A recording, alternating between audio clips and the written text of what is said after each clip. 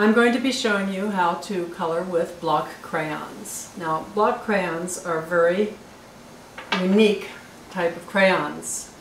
I'm sure you're used to the stick crayons that you probably grew up coloring with. In the 60s, a Waldorf teacher designed these new kind of blocks so that, for his 4th grade class actually, so that he could color with broad bands of color. The children could color with broad bands of color. And they're really quite versatile because you have not only the broad side to color with, but the medium and the small and even the point.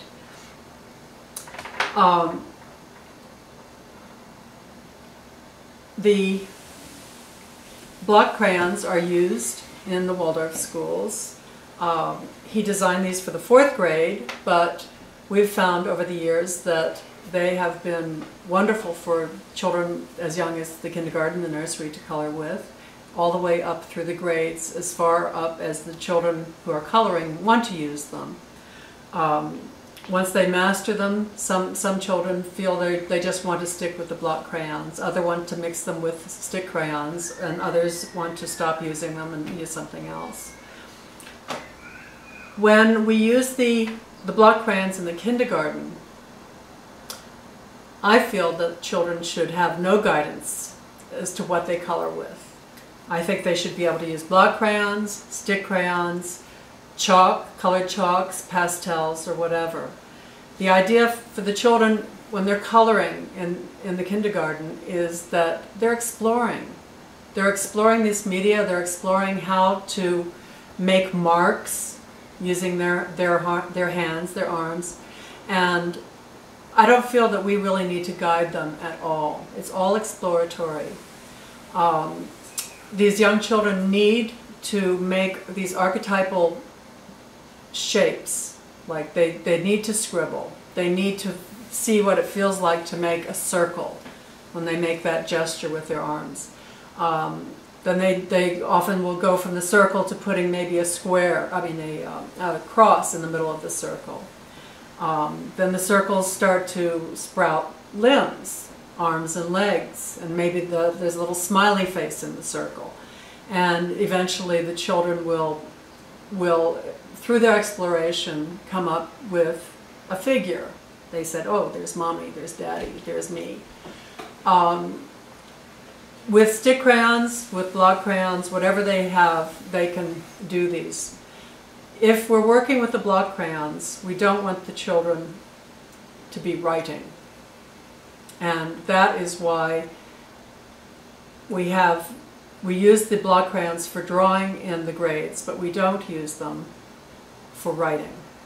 And so in the kindergarten, they're exploring all this media, all these different forms of media themselves.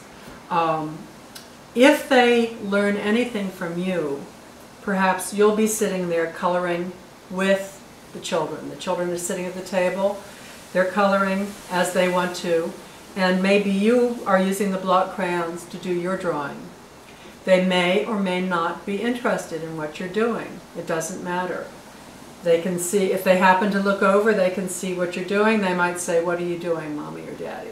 Or maybe they don't even care because they're so involved in their own picture. So that's the only guidance. You don't tell them how to hold the crayon, as I will be teaching you later.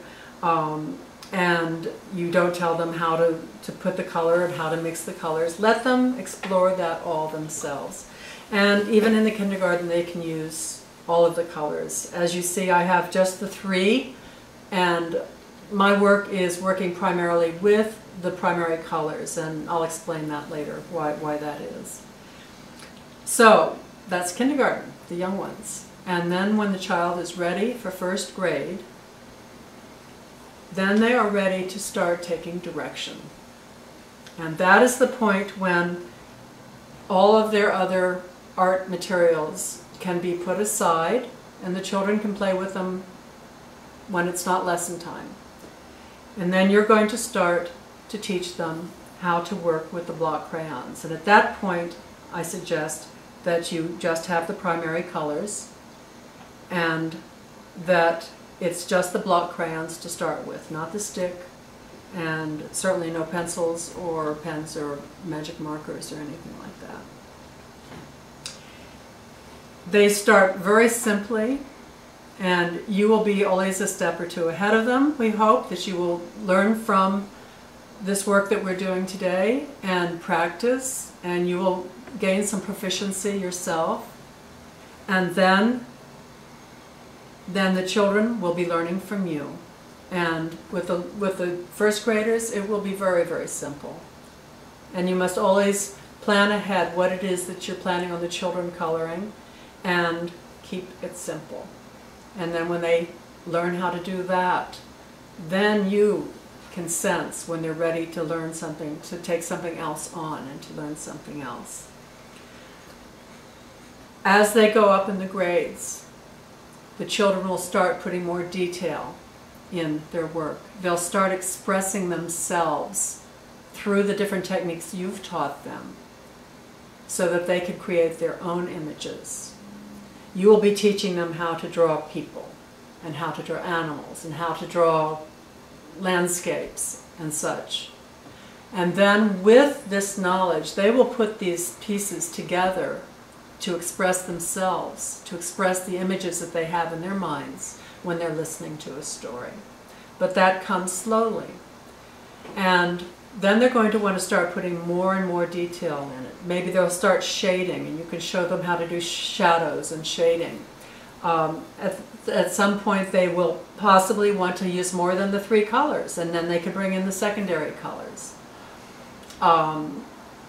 They will also possibly at some point want not to use the block crayons anymore and just use the stick crayons. But it's a progression. It's a progression. But we're just going to start at the very beginning, which would be preparing you to start working with the young child. Now, if you have older children and they haven't really been successful with the block crayons, I suggest that you sort of back up and make it a play activity where you start doing some of the very simpler techniques that I'm going to show you. Start doing those with even your older children. And they will zoom ahead, undoubtedly. You know, something that might take a first grader a few days to learn, undoubtedly an older child will be able to pick it up very quickly. And they'll probably want to start exploring and experimenting themselves with techniques, and that's fine. But always make sure that they have the fundamentals there, and then they can move ahead. And then they'll see very quickly that these are actually tools that they can use and they can get really wonderful effects from, whereas before they might have thought, oh, they're too hard, they're too bulky to use, and they don't know how. So that's something that we'll be working on.